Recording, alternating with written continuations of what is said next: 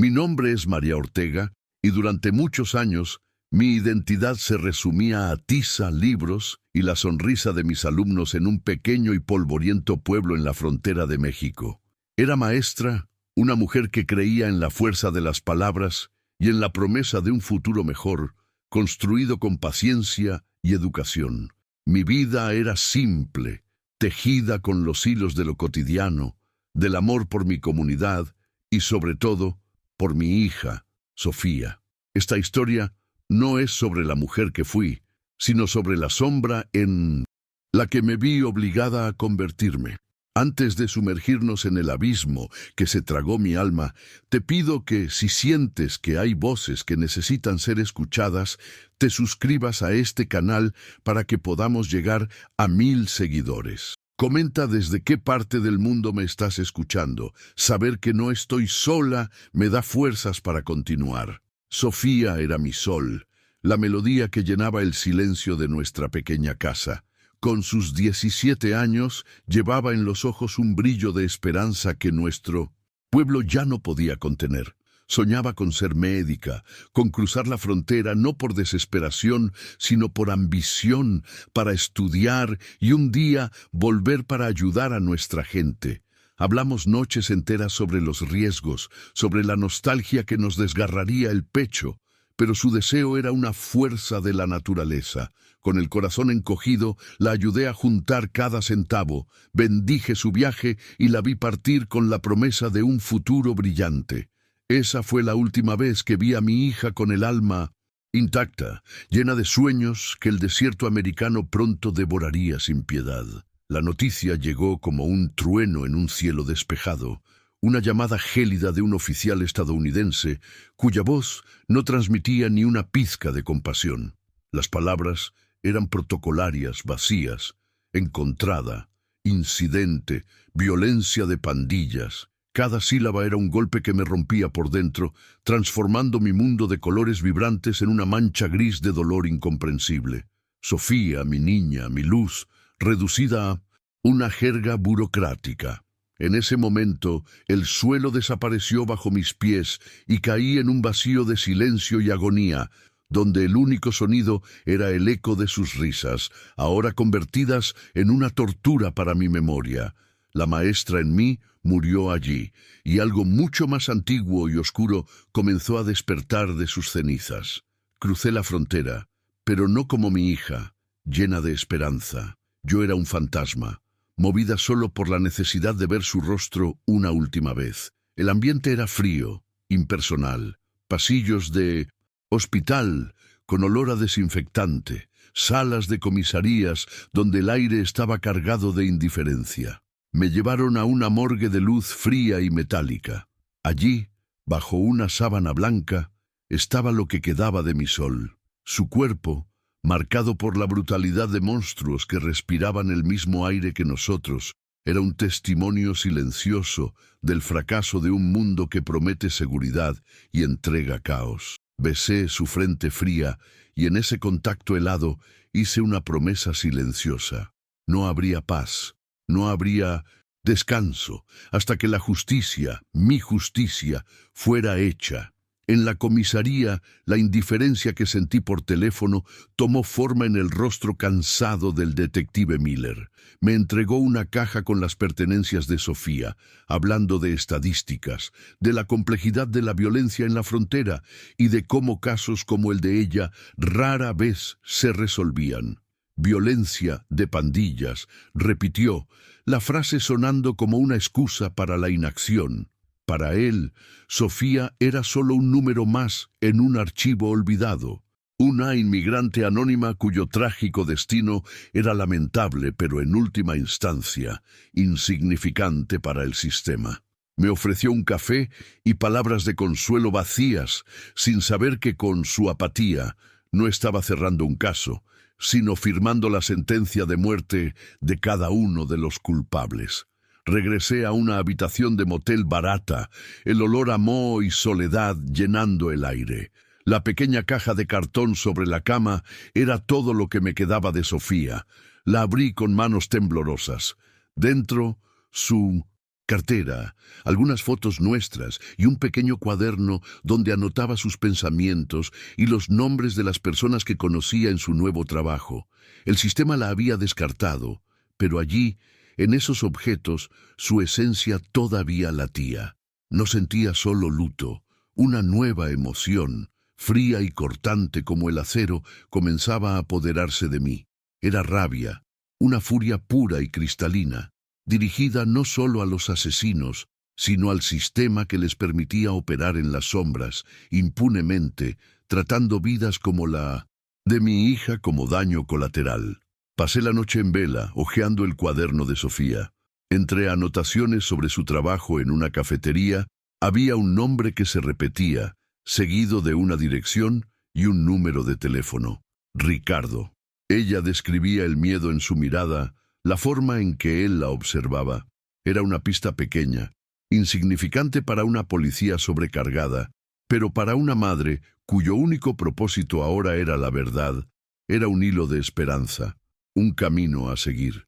La caligrafía temblorosa de Sofía en la última anotación sobre él era un grito de auxilio póstumo. En ese momento entendí que la justicia no vendría de una placa o de un tribunal.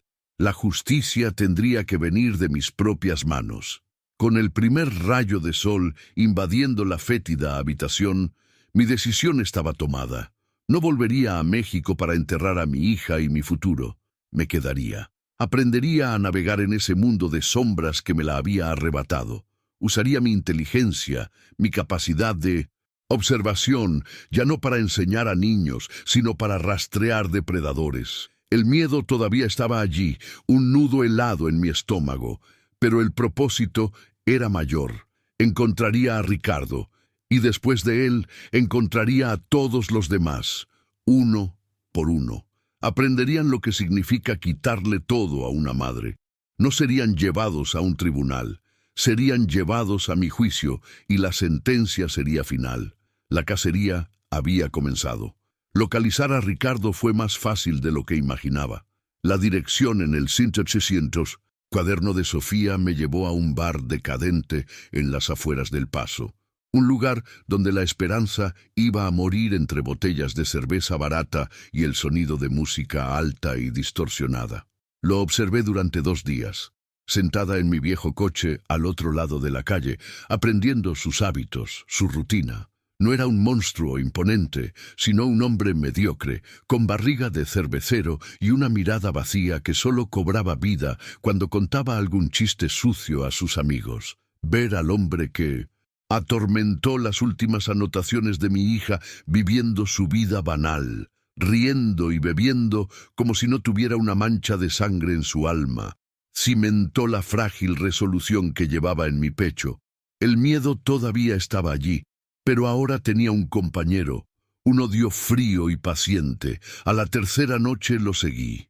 Salió del bar, tambaleándose ligeramente, y se dirigió a un callejón oscuro para orinar contra un muro pintado con grafitis. Mi corazón latía tan fuerte que parecía querer rasgar mi pecho. Con manos temblorosas tomé la llave de cruz que había sacado del maletero. El metal era pesado y frío, una extensión de la nueva realidad que se apoderaba de mí. Me acerqué en silencio. Mis zapatillas gastadas no hacían ruido en el asfalto sucio. Cuando se dio la vuelta, lo llamé por su nombre, Ricardo. Me miró, confundido, sin reconocer el rostro de una madre en duelo. Entonces dije el nombre que lo conectaba con su pecado, el nombre que sería su sentencia, Sofía. La confusión en sus ojos se transformó en un destello de reconocimiento y, luego, en un desdén cruel. «Ah, la niñita mexicana», se burló, una sonrisa torcida formándose en sus labios. Tuvo lo que se merecía. No sabía quedarse callada. Esas palabras fueron el detonante. La maestra, la madre, la mujer que yo era, todo se desintegró en ese instante, quedando solo el animal herido. Dio un paso hacia mí, quizás para intimidarme, para lastimarme, pero no vio a una mujer frágil, vio el fin. Con un grito que rasgó mi propia garganta, levanté la llave de cruz y golpeé. El primer golpe fue torpe, alcanzando su hombro, pero el segundo, alimentado por meses de dolor contenido, encontró su sien. El sonido fue hueco, enfermizo, y cayó al suelo sin emitir un solo ruido. Me quedé allí, jadeando, con su sangre salpicada en mi rostro, el olor metálico invadiendo mis fosas nasales. El mundo pareció detenerse. Miré el cuerpo inerte en el suelo, el arma improvisada en mis manos. Había quitado una vida. La monstruosidad del acto me golpeó con la fuerza de una ola y vomité allí mismo, en el callejón inmundo. No había justicia en ese acto, solo la crudeza de la venganza. En ese momento supe que el alma de María Ortega, la maestra, estaba perdida para siempre. Es una verdad terrible cuando te das cuenta de que para luchar contra los monstruos necesitas convertirte en uno. Si este oscuro viaje resuena con tu propio dolor o rebeldía, sabe que tu suscripción me da una razón para seguir narrando, para que ninguna historia como la de Sofía sea olvidada. El shock dio paso a un instinto de supervivencia que no sabía que poseía. Con una calma aterradora, limpié mis huellas dactilares de la llave de cruz y la arrojé a un contenedor de basura. Registré los bolsillos de Ricardo, mis manos aún temblorosas, pero mi cerebro funcionando con una claridad glacial. Encontré su cartera y, más importante, su teléfono móvil. Ese pequeño dispositivo era mi siguiente pista, la llave para encontrar los otros nombres, los otros rostros que componían la pesadilla de mi hija. Regresé a mi coche, con las manos firmes en el volante, y me alejé de ese callejón, dejando atrás no solo un cuerpo, sino la última partícula de la mujer que solía ser. Ya no era una víctima, era la consecuencia. Los días que siguieron al asesinato de Ricardo fueron un borrón de paranoia y adrenalina. Escondida en la misma fétida habitación de motel, me convertí en una prisionera voluntaria, estudiando su teléfono móvil como si fuera un texto sagrado. Los mensajes, las fotos, los contactos, todo formaba un mapa enfermizo de la organización que le quitó la vida a Sofía.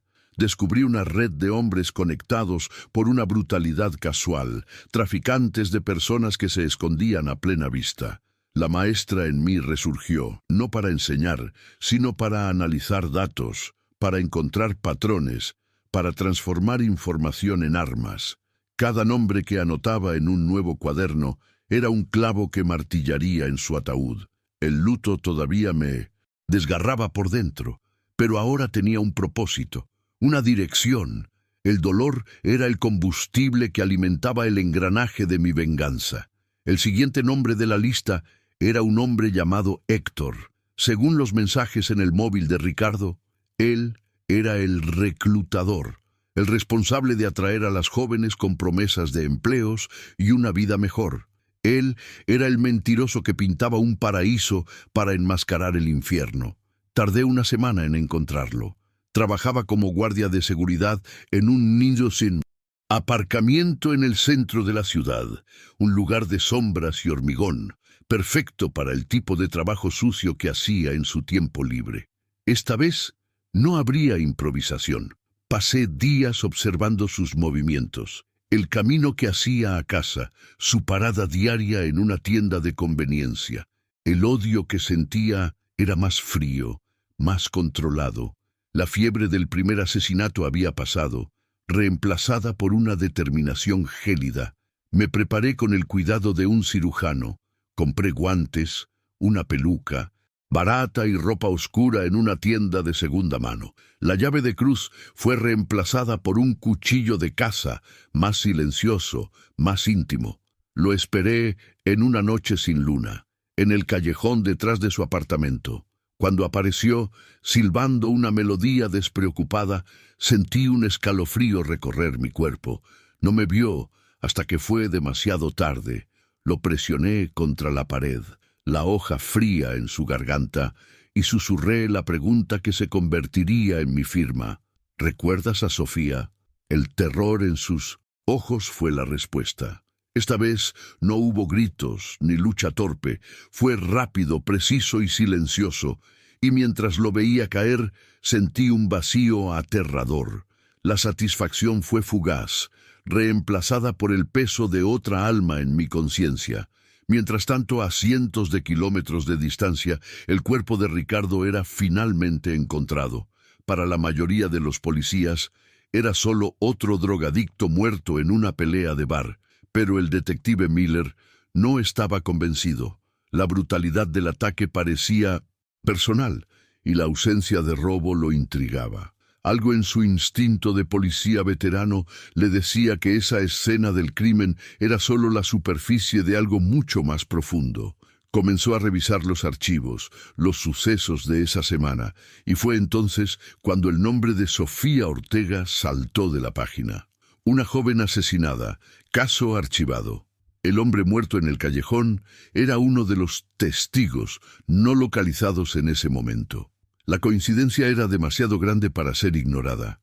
Miller comenzó a investigar para la irritación de sus superiores, que veían aquello como una pérdida de tiempo. Revisitó el archivo de Sofía, leyó la declaración de la madre, María Ortega, y una imagen comenzó a formarse en su mente. Vio el dolor en sus ojos, la frustración silenciosa, revisó los registros de inmigración y descubrió que ella no había regresado a México.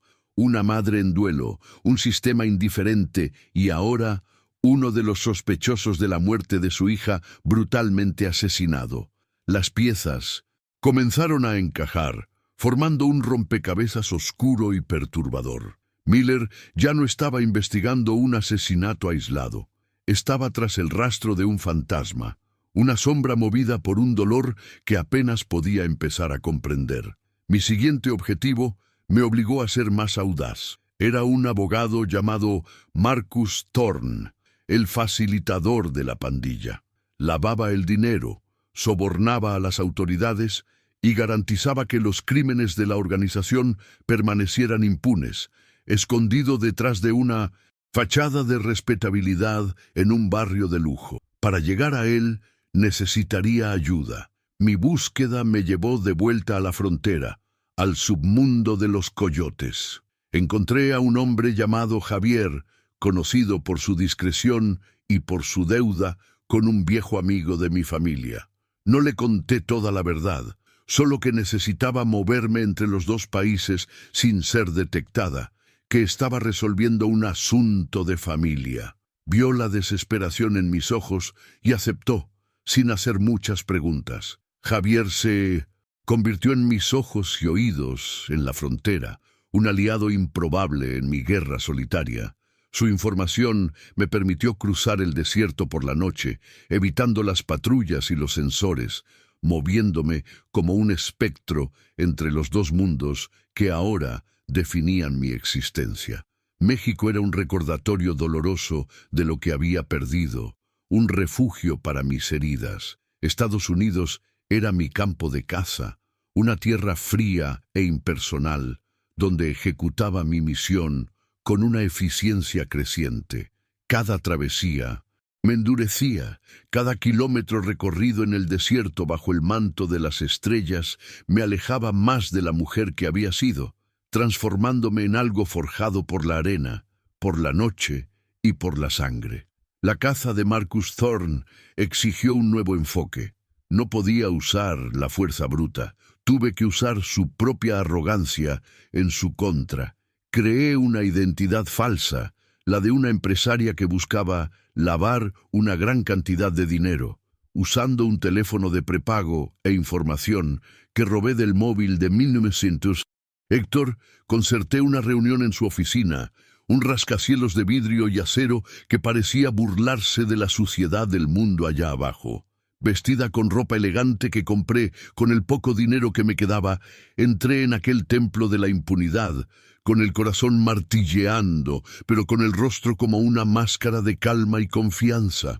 Era una depredadora disfrazada de presa, entrando en la guarida del lobo.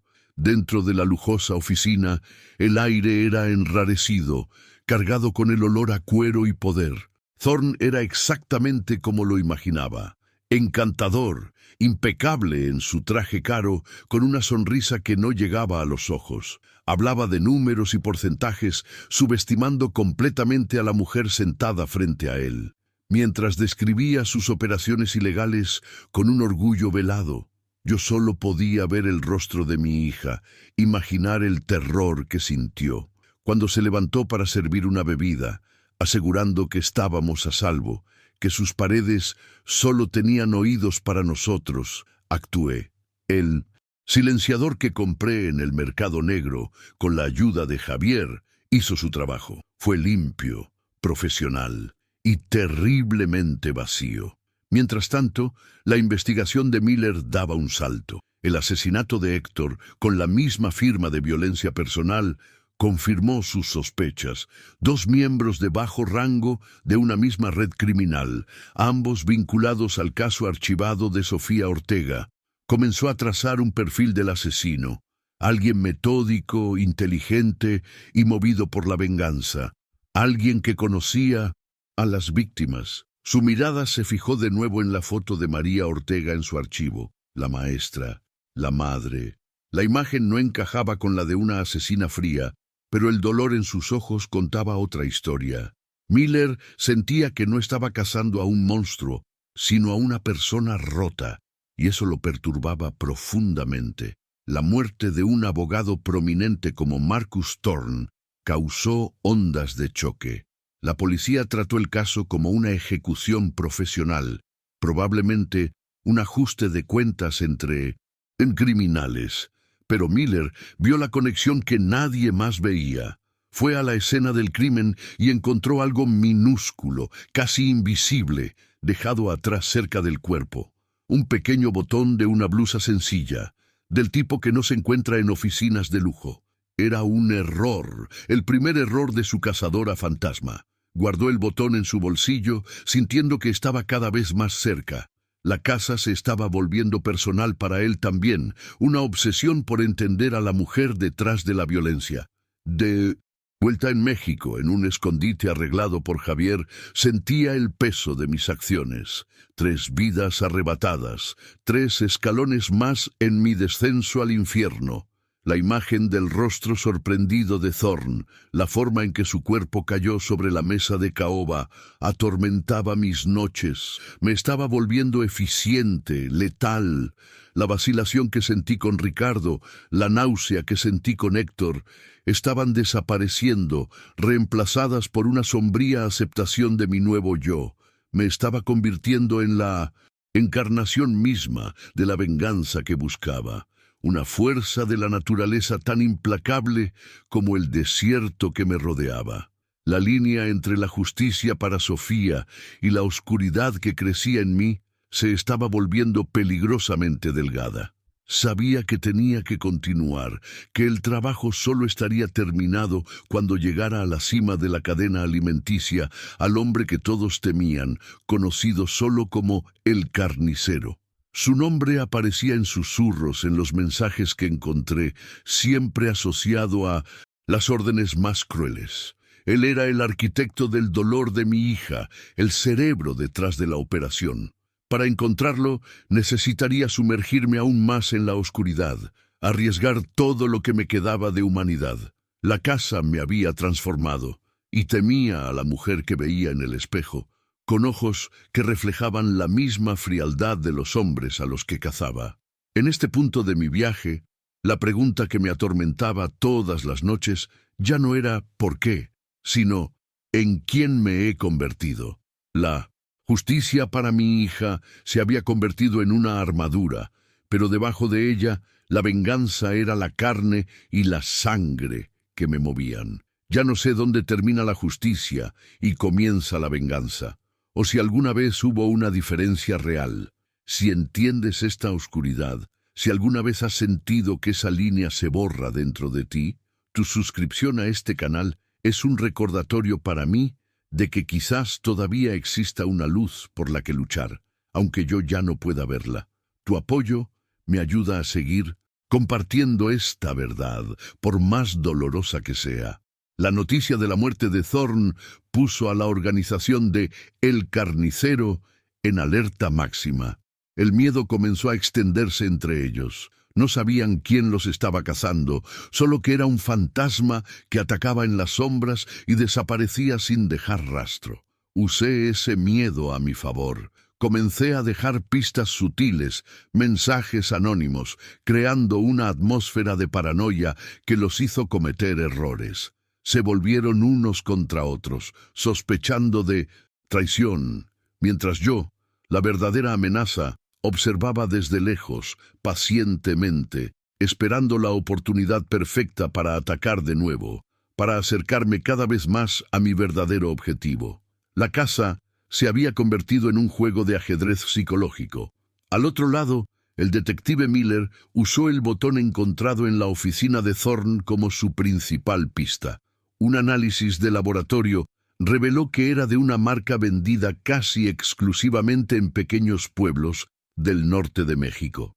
Cruzó esta información con el origen de María Ortega. Era una apuesta, una intuición, pero convenció a sus superiores para que lo dejaran seguir esa línea de investigación. Viajó al pueblo natal de María, un pez fuera del agua en el ambiente polvoriento y desconfiado. No estaba allí como un policía estadounidense arrogante, sino como un hombre en busca de respuestas, tratando de entender la tragedia que dio origen a un ángel vengador. En su pueblo, Miller habló con la gente que conocía a María, la directora de la escuela, los vecinos, los padres de sus antiguos alumnos. Todos pintaron el mismo retrato: una mujer amable, dedicada, amada por la comunidad, completamente devastada por la pérdida de su hija. La imagen de una asesina implacable parecía imposible.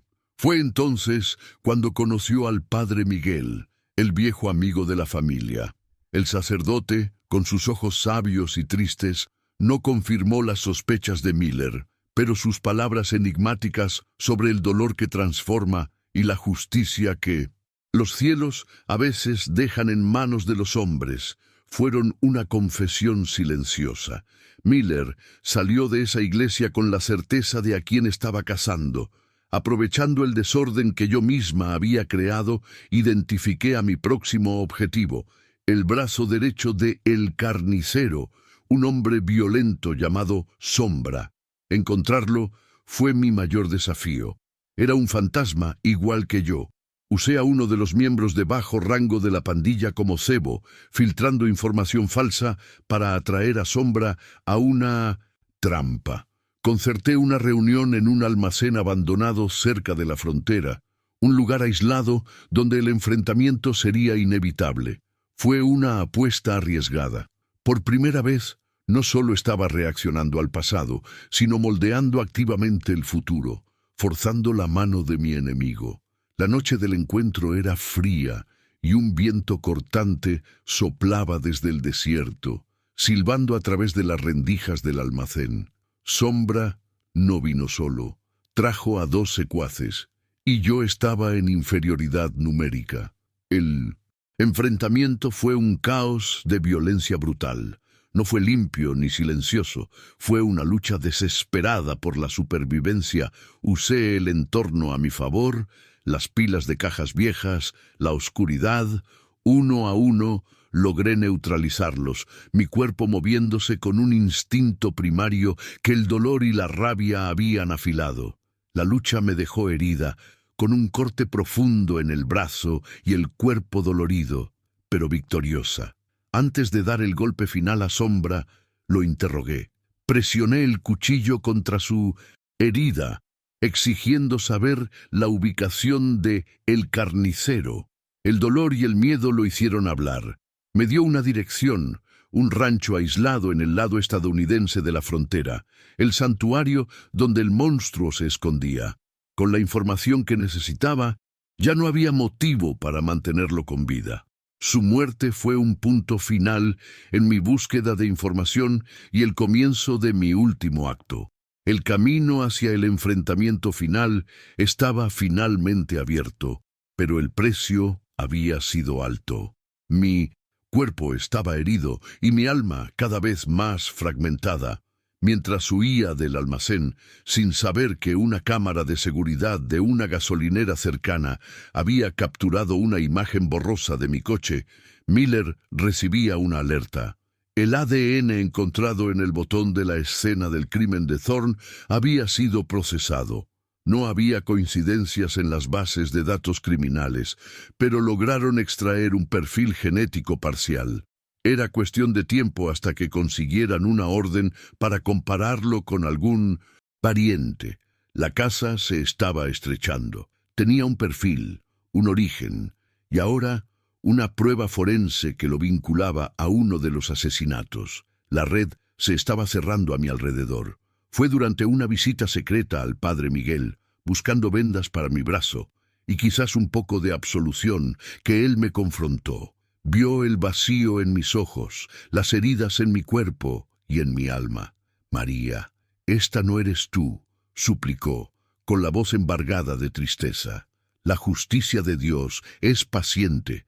La venganza de los hombres es un fuego que lo consume todo, incluido a quien la empuña. Detente antes de que no quede nada de la mujer que Sofía tanto amaba. Sus palabras fueron como cuchillos en mi corazón, pues sabía que tenía razón, pero había ido demasiado lejos. Detenerse ahora significaría que toda la sangre, todo el dolor, habrían sido en vano. La súplica del sacerdote, sin embargo, plantó una semilla de duda en mi corazón. Por primera vez, comencé a cuestionar mi final de partida. ¿Qué pasaría después de que matara a el carnicero? ¿Qué quedaría de mí? La venganza me había dado un propósito, pero era un propósito hueco que me dejaba más vacía a cada paso. La transformación estaba casi completa y temía que al matar al último monstruo simplemente tomara su lugar en el abismo. El viaje para destruir el mal me estaba transformando en aquello que más despreciaba, y la conciencia de esa terrible ironía era mi más nueva tortura. Fue Javier quien me devolvió a la realidad. Apareció en mi escondite con noticias urgentes. Mi rostro estaba en todas partes. La imagen borrosa de la cámara de seguridad, la investigación de Miller. Todo había culminado en una alerta de se busca. Ya no era un fantasma. Tenía un nombre y un rostro. Y era la mujer más buscada en la frontera. La policía estadounidense, el FBI y, peor aún, la pandilla de El Carnicero, todos me estaban cazando. El tiempo se había agotado. Tenía que actuar ahora, hacer mi movimiento final antes de que me encontraran. La caza se había invertido. Yo era, una vez más, la presa. Con las paredes cerrándose a mi alrededor, mi plan se volvió simple y suicida. Ya no había espacio para la sutileza o la estrategia. Era un ataque frontal. Usaría todo lo que me quedaba de fuerza, de rabia, para invadir el rancho de El Carnicero y terminar lo que empecé. Era una misión sin retorno. O lo mataba y probablemente moriría en el proceso, o sería capturada y pasaría el resto de mi vida en una jaula. De cualquier manera, el viaje de 1900. María Ortega estaba llegando a su fin.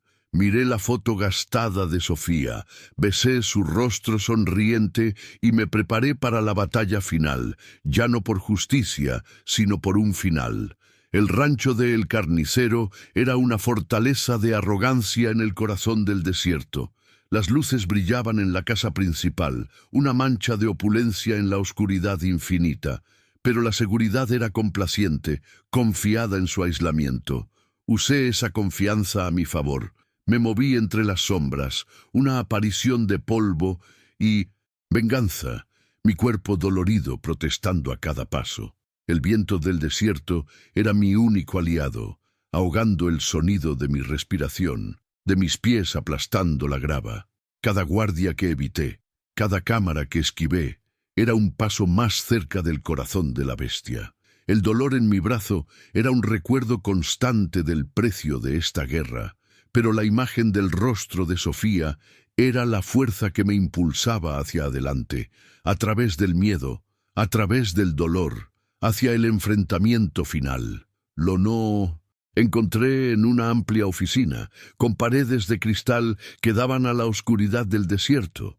No era un monstruo de apariencia grotesca, sino un hombre de mediana edad, vestido con elegancia, disfrutando de un coñac caro mientras escuchaba música clásica.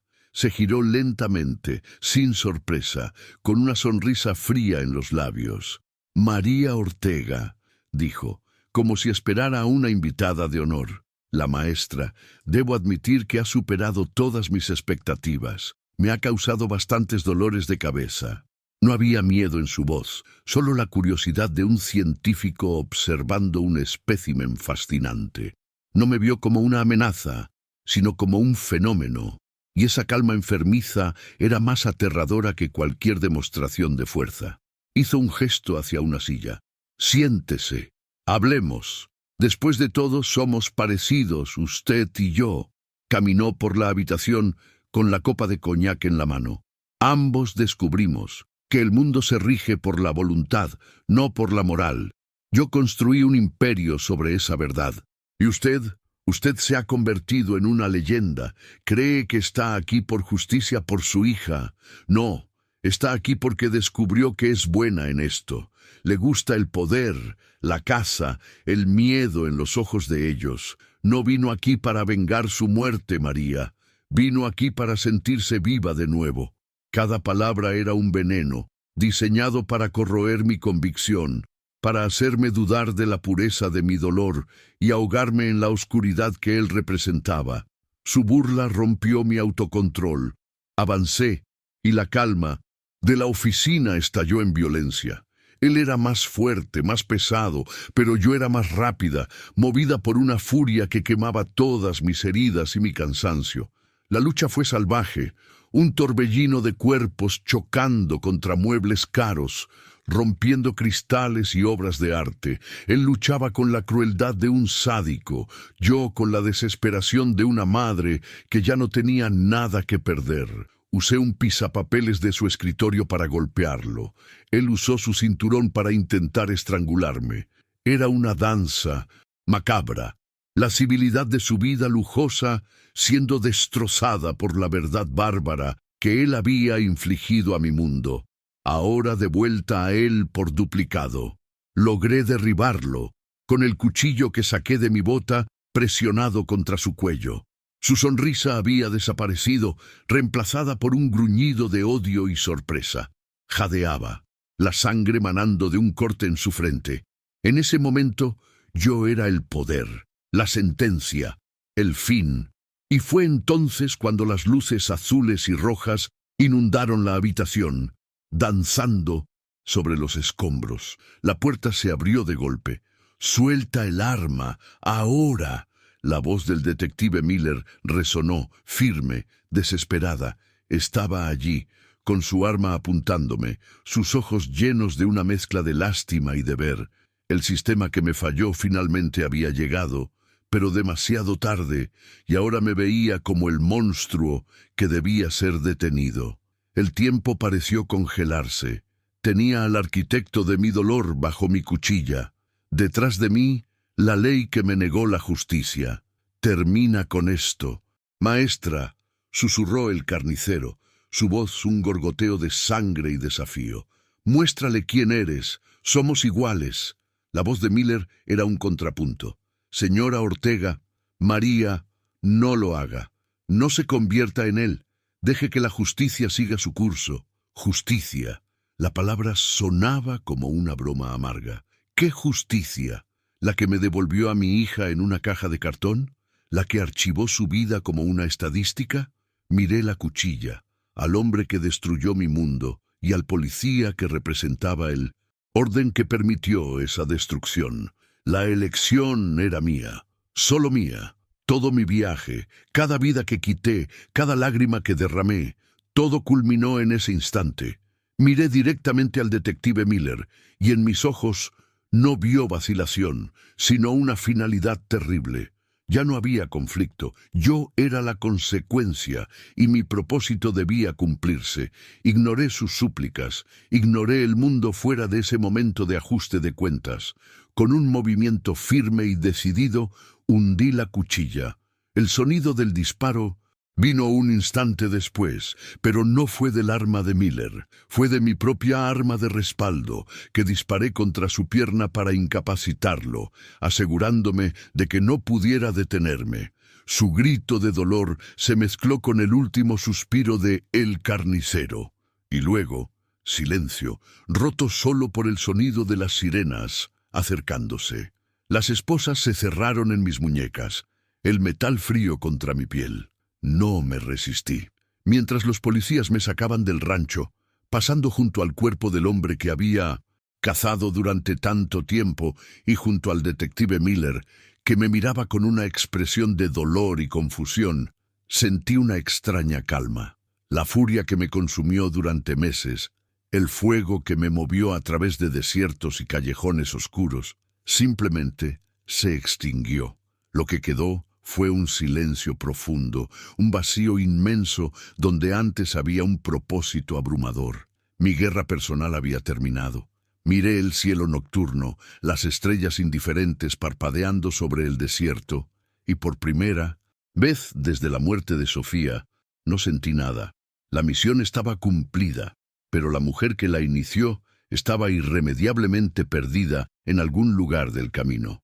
Mi historia estalló en los medios, un cuento sombrío que fascinó y horrorizó a la nación. Para algunos, yo era la carnicera de la frontera, un monstruo que se deleitaba con la violencia. Para otros, especialmente para las comunidades olvidadas que vivían bajo la sombra del crimen, me convertí en la profesora, un ángel vengador, una santa popular que traía la justicia que el sistema les negaba.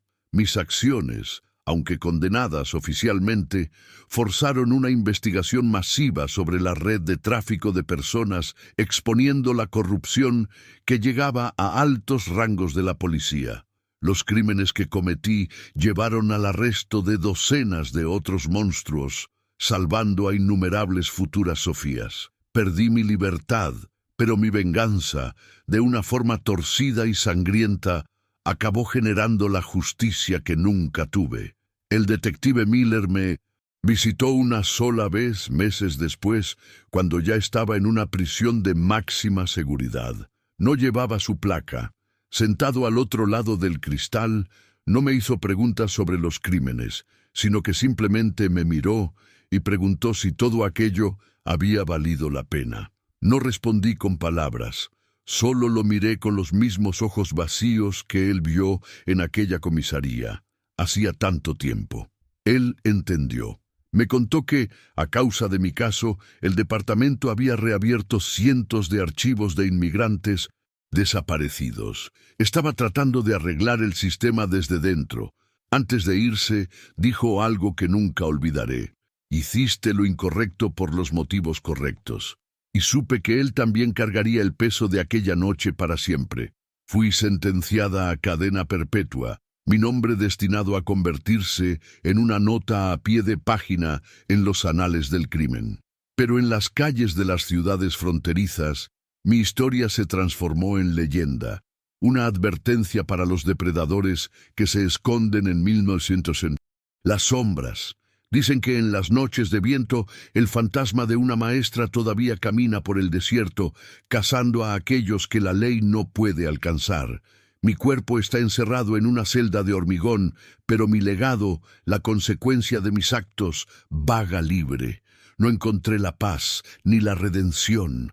La venganza no me devolvió a mi hija, pero le dio un significado a su muerte, transformando el grito silencioso de una víctima en un eco que sacudiría los cimientos de la indiferencia.